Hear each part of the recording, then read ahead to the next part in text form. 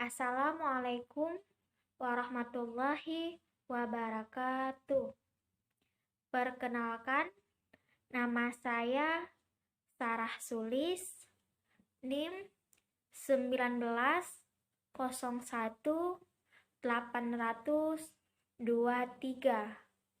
kelas A1 Sistem Informasi, mata kuliah Proyek Pengembangan Sistem Informasi. Di sini saya akan membuat video ringkasan dari pertemuan 9 sampai dengan 14. Pertemuan yang pertama yaitu pertemuan 9 yang berjudul Manajemen Kualitas Proyek. Apa itu manajemen kualitas proyek? Manajemen kualitas proyek meliputi aktivitas dan proses-proses penyelenggaraan organisasi yang menentukan kebijakan, kualitas, sasaran, dan tanggung jawab, sehingga proyek akan mencakupi kebutuhan yang sudah dikerjakan.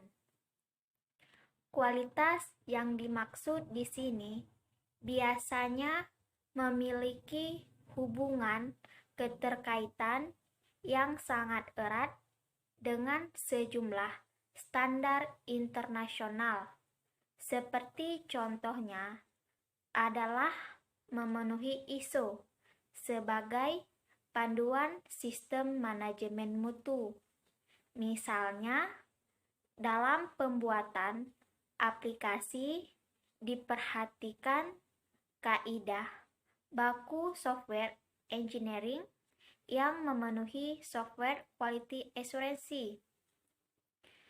Tujuan utama dari manajemen kualitas proyek adalah memastikan bahwa proyek akan memuaskan kebutuhan.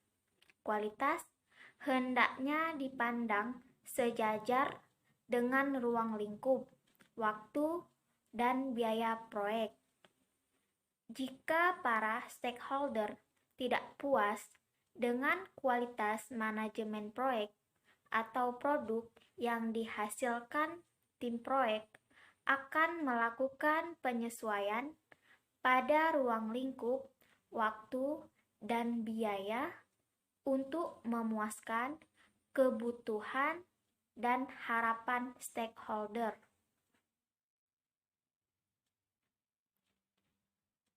Proses-proses pada manajemen kualitas proyek. Yang pertama, rencana kualitas.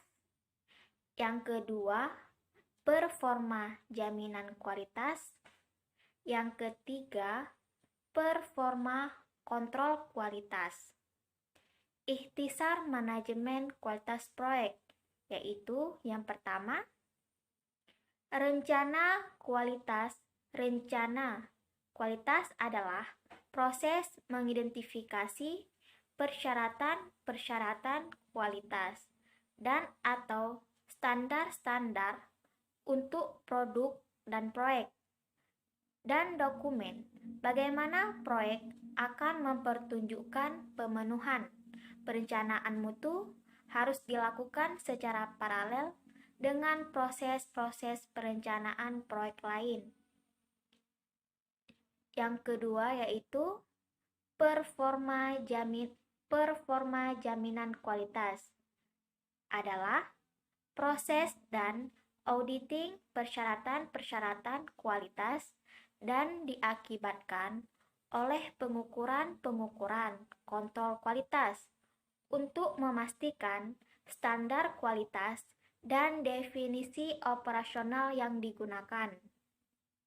Yang ketiga yaitu performa kontrol kualitas adalah proses hasil-hasil perekaman dan pemantauan tentang pelaksanaan aktivitas kualitas untuk menilai performa dan merekomendasikan perubahan-perubahan yang perlu.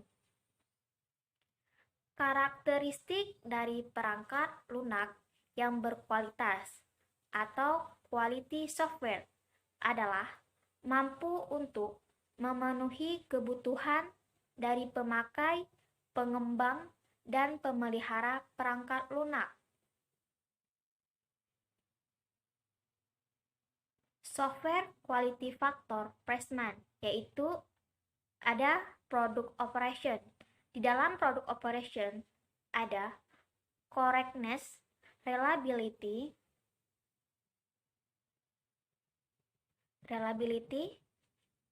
dan selanjutnya ada usability dan integrity, dan yang terakhir ada efficiency. Dan selanjutnya yaitu ada product transition. Di dalam product transition ada portability, traceability, interoperability. Dan yang selanjutnya yaitu product revision. Di dalam product revision ada maintainability, ada flexibility, dan yang terakhir ada testability. Dan selanjutnya yaitu pertemuan 10. Pertemuan 10 membahas tentang manajer proyek. Output pada proyek seperti yaitu yang pertama ada struktur organisasi proyek. Di dalam struktur organisasi proyek yaitu ada manajer proyek, wakil manajer proyek, teknisi, ada subproyek, manajer di subproyek, manajer ada sub 1, sub 2, dan sub 3. Setelah itu ada tim-timnya.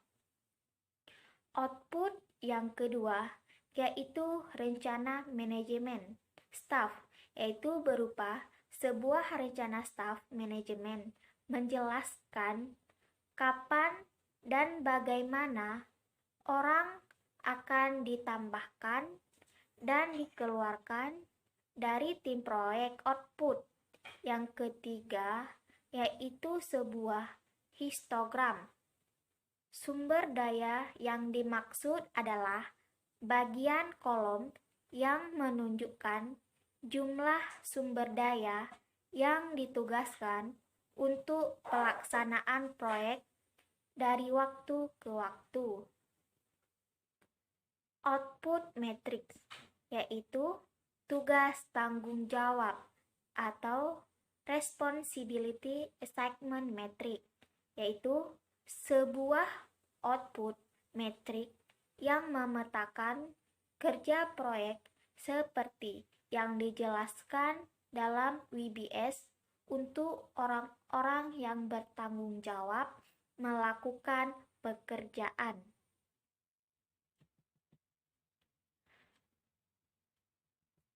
Makna dari singkatan RACI yaitu responsible adalah tanggung jawab. Accountable yaitu mereka bertanggung jawab dengan seluruh tugas yang dilimpahkan ke anggota timnya. Consulted adalah mereka yang telah ahli di bidangnya. Dan yang terakhir yaitu informed adalah anggota yang selalu mendapatkan informasi tentang kemajuan dari proyek yang sedang dijalankan. Contoh RAM dan pembuatan RACI yaitu memasukkan name atau TOS, setelah itu masukkan nama atau jabatannya, dan di setiap nama diberi atau diisi dengan RACI tersebut.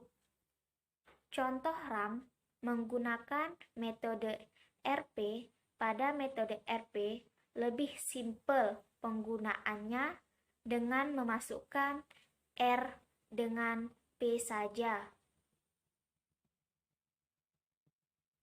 Dan yang selanjutnya yaitu pertemuan 11. Di pertemuan 11 membahas tentang manajemen komunikasi proyek. Manajemen komunikasi proyek meliputi proses-proses yang diperlukan untuk memastikan generasi yang sesuai dan tepat waktu. Koleksi, distribusi, ruang simpan, perolehan kembali, dan disposisi terakhir informasi proyek. Komunikasi yang efektif menciptakan satu jembatan stakeholder yang berbeda yang dilibatkan dalam suatu proyek, menghubungkan berbagai latar belakang organisasi dan budaya, tingkat keahlian yang berbeda, dan berbagai ketertarikan pembeli kepada penjual obligasi perspektif di dalam pelaksanaan proyek atau hasil. Proses-proses pada manajemen komunikasi proyek yang pertama adalah identifikasi stakeholder.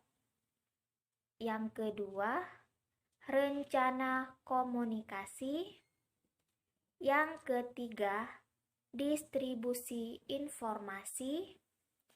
Yang keempat, mengatur harapan stakeholder. Dan yang kelima, yaitu laporan performa. Yang pertama yaitu pembahasan tentang identifikasi stakeholder, yaitu adalah proses mengidentifikasi semua organisasi atau orang-orang yang dilibatkan oleh proyek.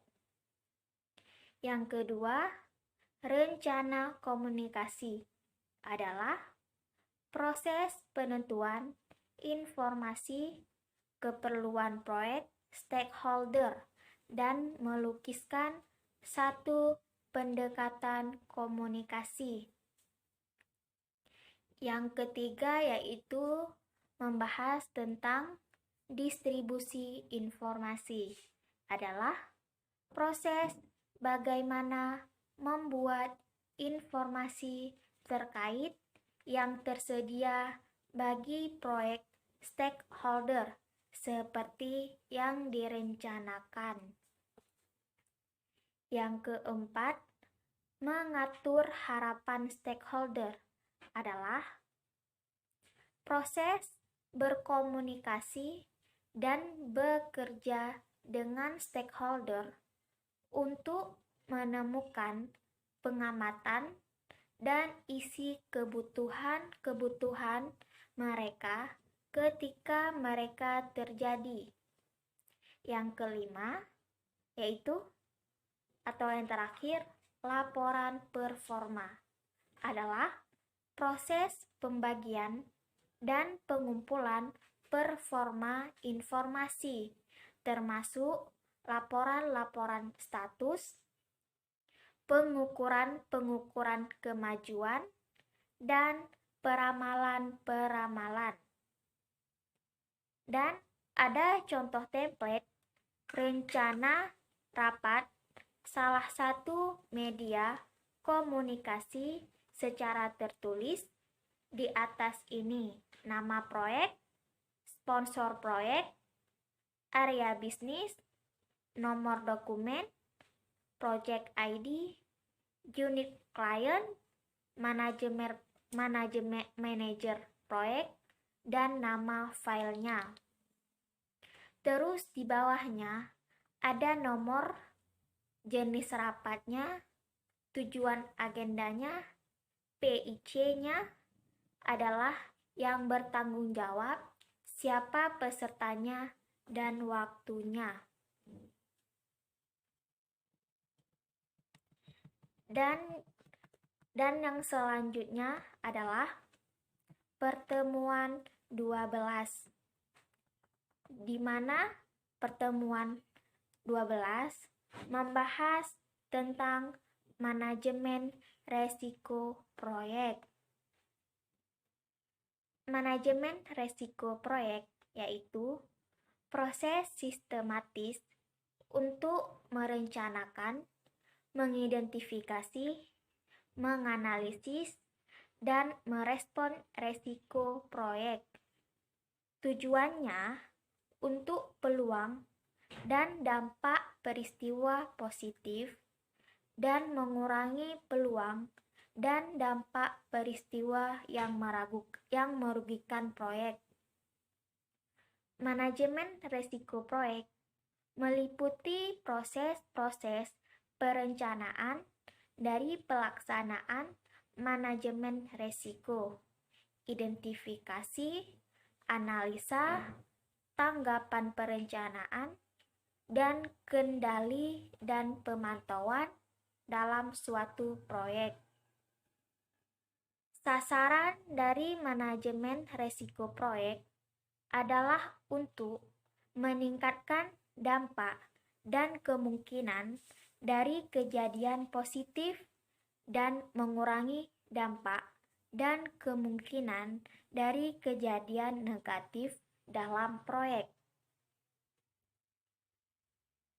Proses-proses pada manajemen resiko proyek yang pertama yaitu ada manajemen rencana resiko. Yang kedua, identifikasi resiko. Yang ketiga, performa analisis resiko kualitatif. Yang keempat, performa analisis resiko kuantitatif. Yang kelima, respon rencana resiko. Dan yang terakhir yaitu atau keenam, monitor dan kontrol resiko.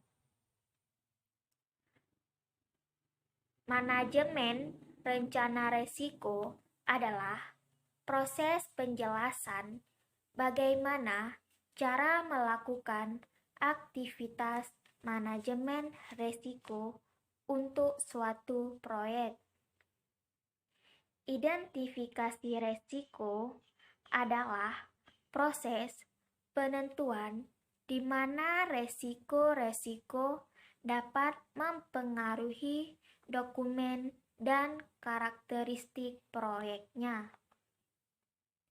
Dan performa analisis resiko kualitatif adalah proses dari prioritizing resiko untuk analisa tindakan lebih lanjut atau dengan menaksirkan, mengkombinasikan kemungkinan dampak dan kejadian.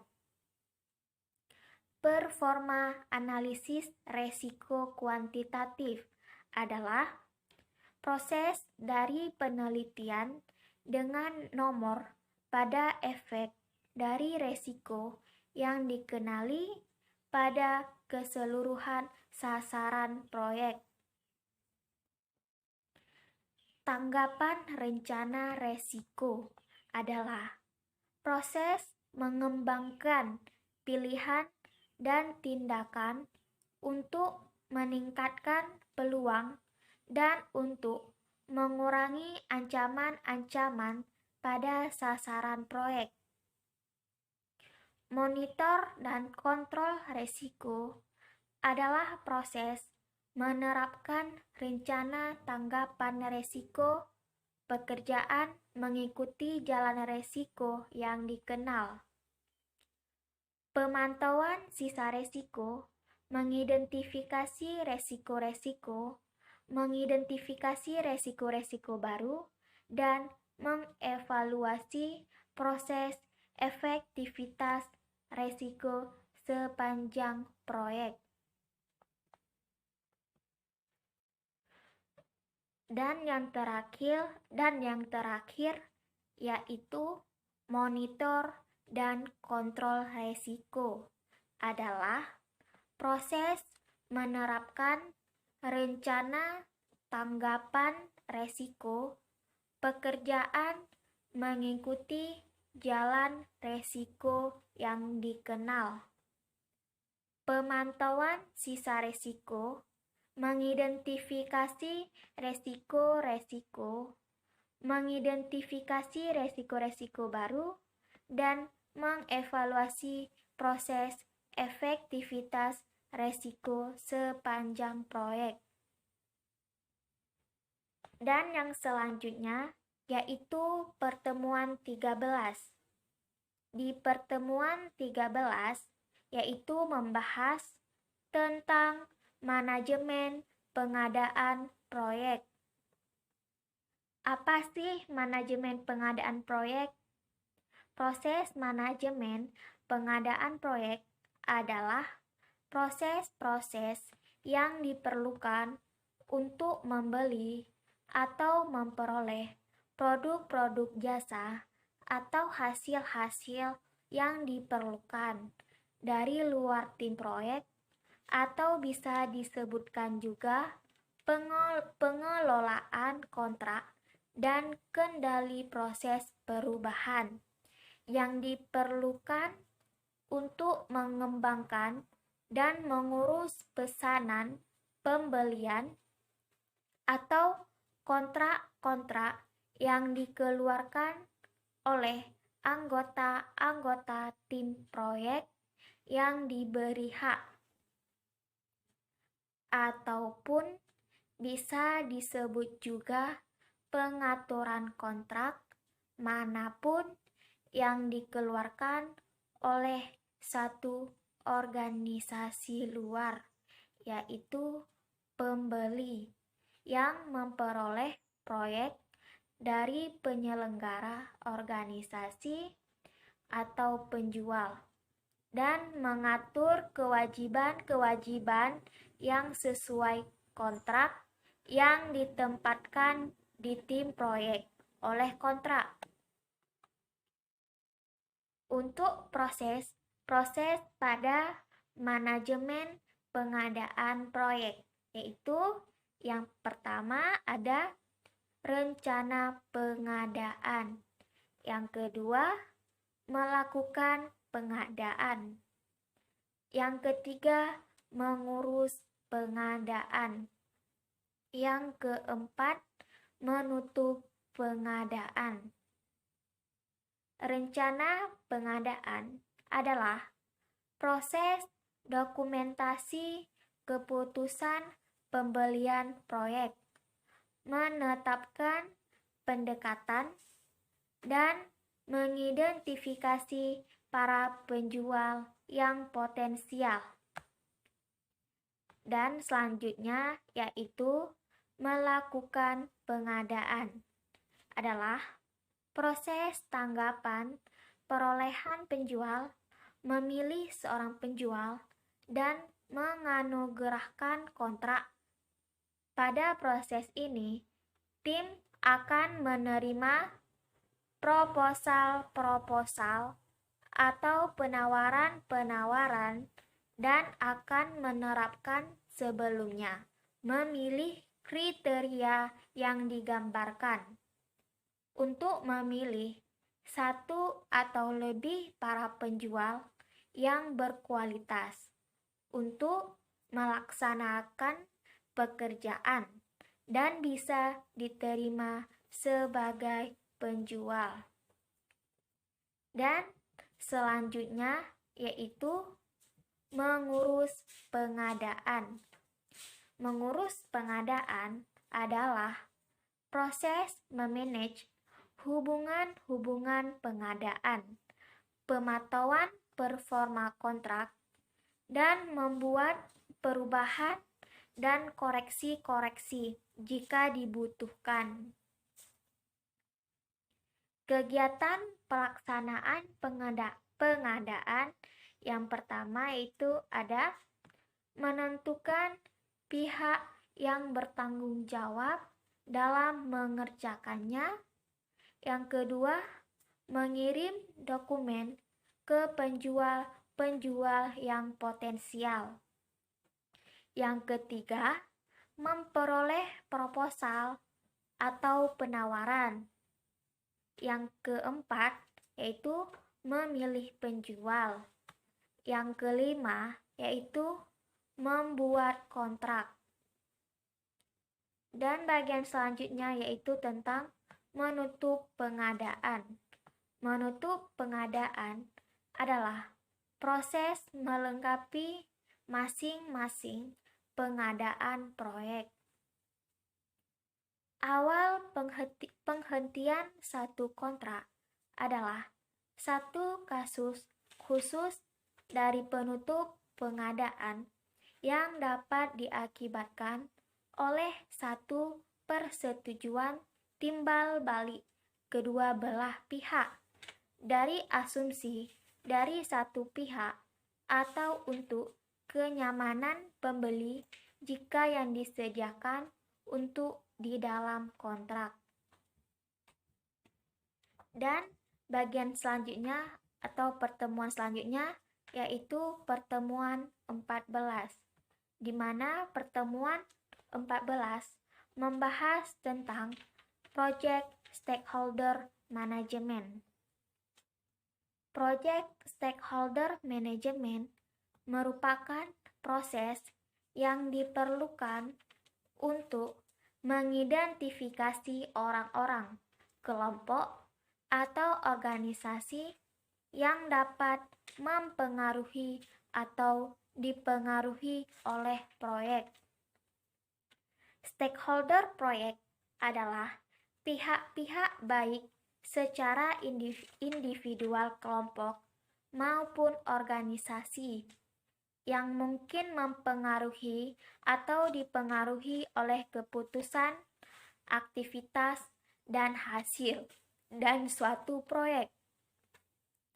Dalam stakeholder management berdasarkan PMBOK 5 tahun edition, stakeholder harus diidentifikasi sebelum proyek dimulai.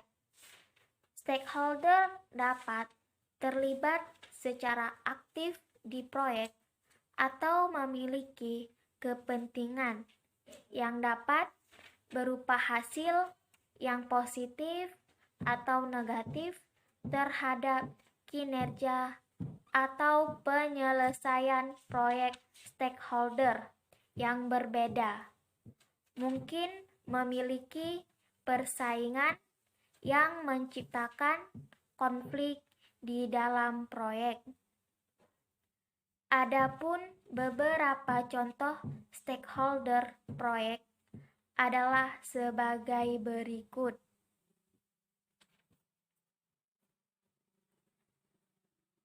Yaitu sponsor. Sponsor merupakan pihak pemilik dalam konteks sebagai kontraktor. Sponsor adalah manajemen perusahaan. Selanjutnya yaitu customer dan user, merupakan pihak yang akan memanfaatkan hasil dan pelaksanaan proyek. Yang selanjutnya yaitu seller, merupakan pihak yang mendukung pelaksanaan proyek. Selanjutnya, Business partner merupakan pihak-pihak yang memiliki kepentingan bisnis dengan adanya proyek tersebut setelah proyek beroperasi. Selanjutnya yaitu organizational group merupakan pihak yang berupa kelompok organisasi yang terkait dengan proyek. Selanjutnya yaitu functional manager merupakan pihak yang terkait dengan pelaksanaan proyek.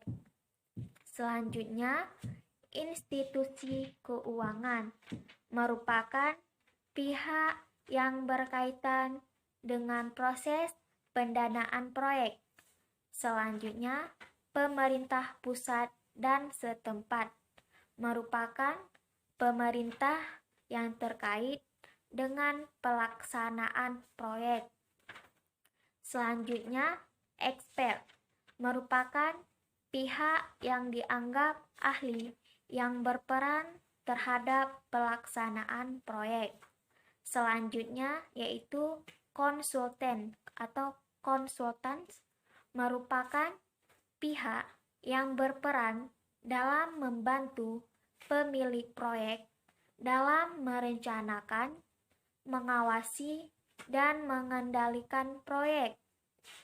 Selanjutnya, staf proyek merupakan individu-individu yang menjadi karyawan atas organisasi proyek. Dan selanjutnya yaitu lingkungan sekitar proyek merupakan masyarakat yang berada di dalam lingkungan suatu proyek, dan yang lain tergantung dengan kondisi proyek yang spesifik. Terdapat 4 tahapan proses yang terjadi pada manajemen pemangku kepentingan atau stakeholder. Yang pertama yaitu mengidentifikasi pemangku kepentingan. Yang kedua, perencanaan manajemen pemangku kepentingan. Yang ketiga, mengelola keterlibatan pemangku kepentingan. Yang keempat, mengontrol keterlibatan pemangku kepentingan. Dan itu ringkasan pertemuan saya dari pertemuan 9 sampai dengan 14. Jika ada kesalahan, saya minta maaf. Saya akhiri. Wabillahi taufik wa hidayah.